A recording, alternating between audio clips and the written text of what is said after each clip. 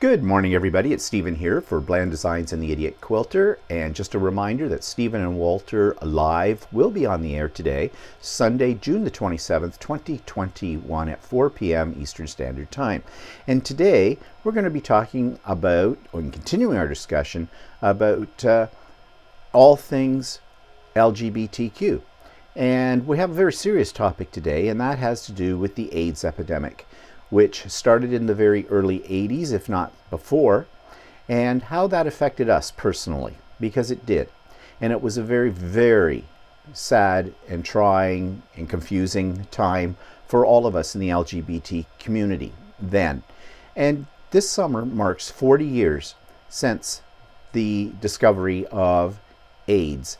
And, you know, we are closer to a cure, but people seem to forget that since it's not really in the news anymore, it has been cured. Well, it has not been.